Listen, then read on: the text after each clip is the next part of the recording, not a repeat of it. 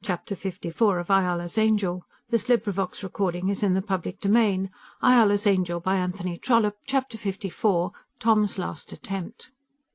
While Gertrude was still away on her ill-omened voyage in quest of a parson, Lady Tringle was stirred up to a great enterprise on behalf of her unhappy son. There wanted now little more than a fortnight before the starting of the ship which his father still declared should carry him out across the world, and he had progressed so far in contemplating the matter as to own to himself that it would be best for him to obey his father if there was no hope. But his mind was still swayed by a theory of love and constancy. He had heard of men who had succeeded after a dozen times of asking. If Stubbs, the hated but generous Stubbs, were in truth a successful rival, then indeed the thing would be over.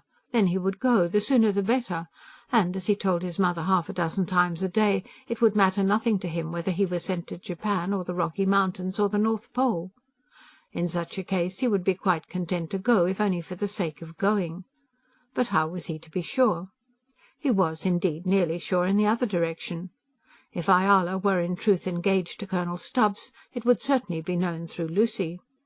Then he had heard, through Lucy, that although Ayala was staying at Stalham, the Colonel was not there. He had gone, and Ayala had remained, week after week, without him. Then, towards the end of March, he wrote a letter to his Uncle Reginald, which was very piteous in its tone.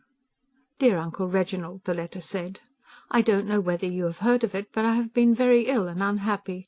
I am now in bed, and nobody here knows that I am sending this letter to you. It's all about Ayala, and I'm not such a fool as to suppose that you can do anything for me. If you could, I think you would, but of course you can't. She must choose for herself, only I do so wish that she should choose me. Nobody would ever be more kind to her. But you can tell me really how it is. Is she engaged to marry Colonel Stubbs? I know that she refused him, because he told me so himself. If she is not engaged to him, I think that I would have another shy at it. You know what the poet says, 'Faint heart never won fair lady.' Do tell me if she is or is not engaged. I know that she's with those Alburys, and that Colonel Stubbs is their friend, but they can't make her marry Colonel Stubbs any more than my friends can make her marry me. I wish they could. I mean my friends, not his.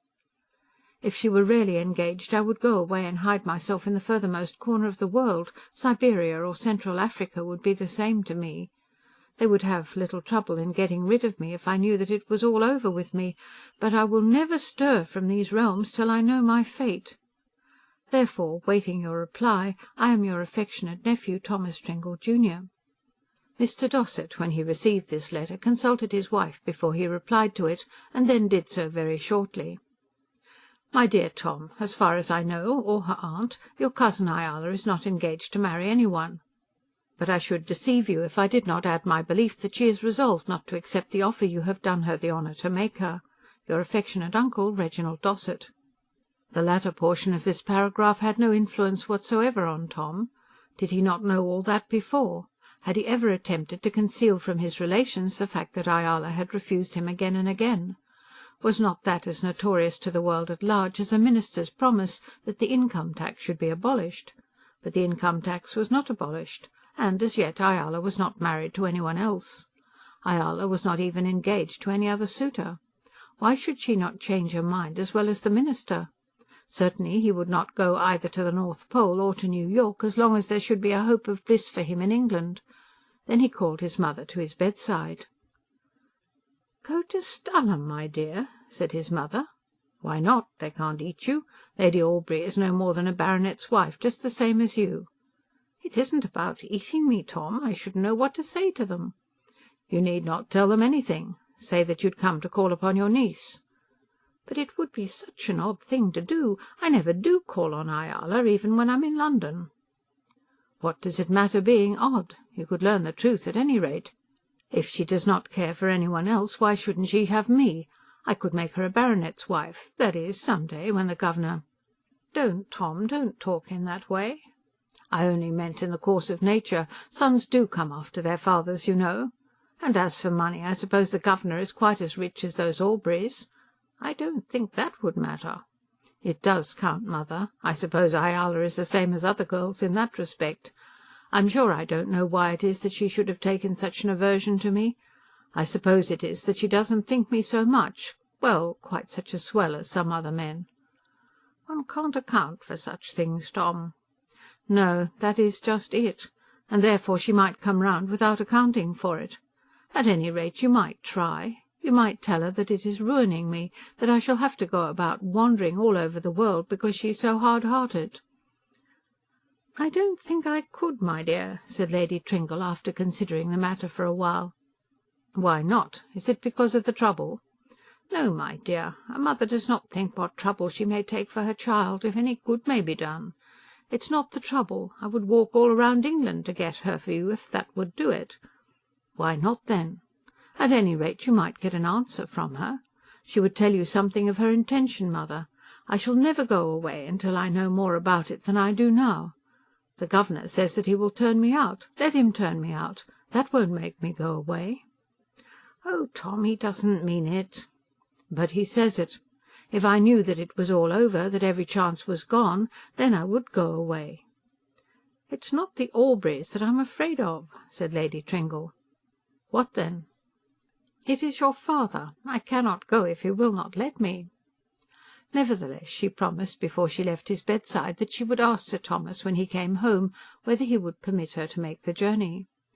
All this occurred while Sir Thomas was away in quest of his daughter, and it may be imagined that immediately after his return he was hardly in a humour to yield to any such request as that which had been suggested.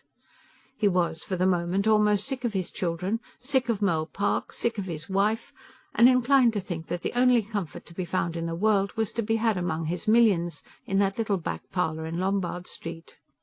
It was on a Sunday that he returned, and on that day he did not see his son. On the Monday morning he went into the room, and Tom was about to press upon him the prayer which he had addressed to his mother, when his lips were closed by his father's harshness. "Tom," he said, "you will be pleased to remember that you start on the 19th." "But, father—" "You start on the 19th," said Sir Thomas.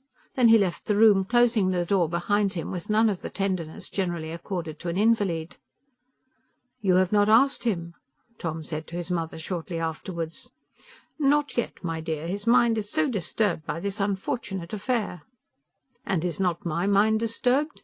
You may tell him that I will not go, though he should turn me out a dozen times, unless I know more about it than I do now."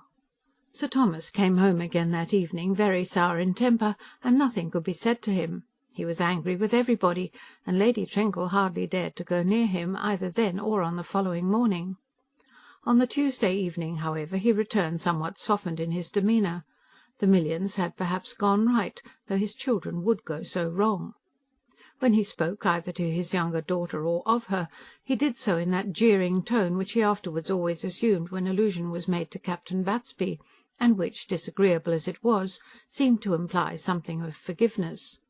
And he ate his dinner and drank his glass of wine without making any allusion to the parsimonious habits of his son-in-law, Mr. Traffic.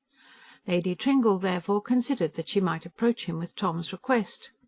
"You go to Stalham?" he exclaimed.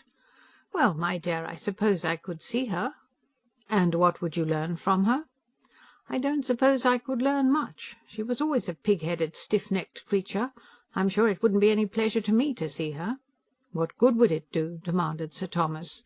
"Well, my dear, he says that he won't go unless he can get a message from her. I'm sure I don't want to go to Stalham. Nothing on earth could be so disagreeable. But perhaps I could bring back a word or two which would make him go upon his journey." "What sort of a word?" "Why, if I were to say that you were engaged to this Colonel Stubbs, then he would go. He says that he would start at once if he knew that his cousin was really engaged to somebody else." "But if she be not?" "Perhaps I could just colour it a little. It would be such a grand thing to get him away, and he in this miserable condition. If he were once on his travels, I do think he would soon begin to forget it all." "Of course he would," said Sir Thomas. "Then I might as well try. He's set his heart upon it, and if he thinks that I have done his bidding, then he will obey you. As for turning him out, Tom, of course you do not really mean that." In answer to this Sir Thomas said nothing. He knew well enough that Tom couldn't be turned out. The turning out of a son is a difficult task to accomplish, and one altogether beyond the powers of Sir Thomas. The chief cause of his sorrow lay in the fact that he, as the head of Travers and Treason, was debarred from the assistance and companionship of his son. All Travers and treason was nothing to him, because his son would run so far away from the right path. There was nothing he would not do to bring him back. If Ayala could have been bought by any reasonable or even unreasonable amount of thousands, he would have bought her willingly for his boy's delight. It was a thing wonderful to him that Tom should have been upset so absolutely by his love. He did appreciate the feeling so far that he was willing to condone all those follies already committed, if Tom would only put himself in the way of recovery. That massacring of the policeman, those ill-spent nights at the Mountaineers and at Bolivia's, that foolish challenge, and the almost more foolish blow under the portico at the Haymarket, should all be forgiven, if Tom would only consent to go through some slight purgation which would again fit him for Travers and treason. And the purgation should be made as pleasant as possible. He should travel about the world with his pocket full of money, and with every arrangement for luxurious comfort. Only he must go. There was no other way in which he could be so purged as to be again fit for Travers and treason. He did not at all believe that Ayala could now be purchased. Whether pig-headed or not, Ayala was certainly self-willed. No good, such as Tom expected, would come from this projected visit to Stalham, but if he would allow it to be made in obedience to Tom's request, then perhaps some tidings might be brought back which, whether strictly true or not, might induce Tom to allow himself to be put on board the ship. Arguing thus with himself, Sir Thomas at last gave his consent. It was a most disagreeable task which the mother thus undertook. She could not go from Mole Park to Stalham and back in one day. It was necessary that she should sleep 2 nights in London. It was arranged, therefore, that she should go up to London on the Thursday, then make her journey down to Stalham and back on the Friday, and get home on the Saturday. There would then still remain nearly a fortnight before Tom would have to leave Mole Park.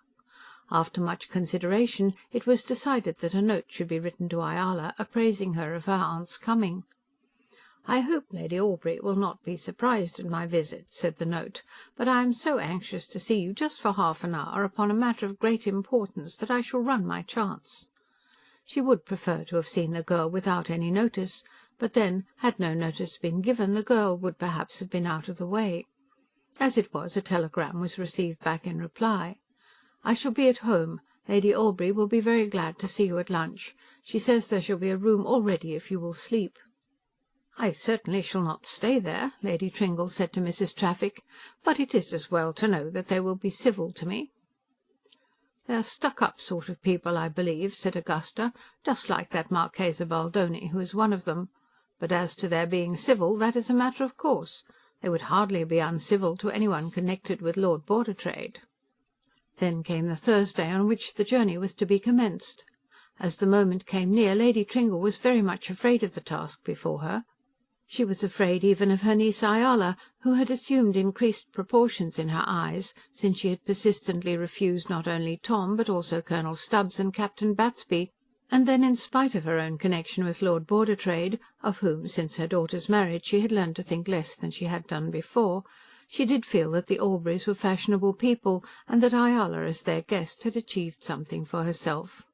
Stalham was, no doubt, superior in general estimation to Mole Park, and with her there had always been a certain awe of Ayala, which she had not felt in reference to Lucy. Ayala's demand that Augusta should go upstairs and fetch the scrapbook had had its effect, as had also her success in going up St. Peter's and to the Marchesa's dance. And then there would be Lady Aubrey herself, and all the Aubreys. Only that Tom was very anxious she would even now have abandoned the undertaking. "Mother," said Tom on the last morning, "you will do the best you can for me?" "Oh yes, my dear." "I do think that if you would make her understand the real truth, she might have me yet. She wouldn't like it that a fellow should die." "I'm afraid that she's hard-hearted, Tom." "I do not believe it, mother. I have seen her when she couldn't kill even a fly. If she could only be made to see all the good she could do." "I'm afraid she won't care for that unless she can bring herself really to love you." "Why shouldn't she love me?" "Ah, my boy, how am I to tell you? Perhaps if you hadn't loved her so well it might have been different. If you had scorned her—" "Scorn her? I couldn't scorn her. I've heard of that kind of thing before, but how is one to help oneself? You can't scorn a friend just because you choose to say so to yourself. When I see her, she's something so precious to me that I could not be rough to her to save my life. When she first came, it wasn't so. I could laugh at her then. But now! They talk about goddesses, but I'm sure she's a goddess to me." "If you had made no more than a woman of her, it might have been better, Tom." All that was too late now. The doctrine which Lady Tringle was enunciating to her son, and which he repudiated, is one that has been often preached and never practised. A man, when he is conscious of the presence of a mere woman, to whom he feels that no worship is due, may, for his own purpose, be able to tell a lie to her, and make her believe that he acknowledges a divinity in her presence. But when he feels the goddess, he cannot carry himself before her as though she were a mere woman, and as such inferior to himself in her attributes. Poor Tom had felt the touch of something divine, and had fallen immediately prostrate before the shrine, with his face to the ground. His chance with Ayala could in no circumstances have been great, but she was certainly not one to have yielded to a prostrate worshipper. "Mother," said Tom, recalling Lady Tringle as she was leaving the room. "What is it, my dear? I really must go now. I shall be too late for the train." "Mother, tell her that I love her." His mother ran back, kissed his brow, and then left the room. Lady Tringle spent that evening at Queen's Gate, where Sir Thomas remained with her. The hours passed heavily, as they had not much present to their mind with which to console each other. Sir Thomas had no belief whatever in the journey, except in so far as it might help to induce his son to proceed upon his travels. But his wife had been so far softened by poor Tom's sorrows as to hope a little, in spite of her judgment, that Ayala might yet relent. Her heart was soft towards her son, so that she felt that the girl would deserve all manner of punishment, unless she would at last yield to Tom's wishes. She was all but sure that it could not be so, and yet, in spite of her convictions, she hoped. On the next morning the train took her safely to the Stalham Road station, and as she approached the end of her journey, her heart became heavier within her. She felt that she could not but fail to give any excuse to the Alburys for such a journey, unless, indeed, Ayala should do as she would have her. At the station she found the Albury carriage, with the Albury coachman and the Albury footman and the Albury liveries, waiting for her. It was a closed carriage, and for a moment she thought that Ayala might be there. In that case she could have performed her commission in the carriage, and then have returned to London without going to the house at all. But Ayala was not there.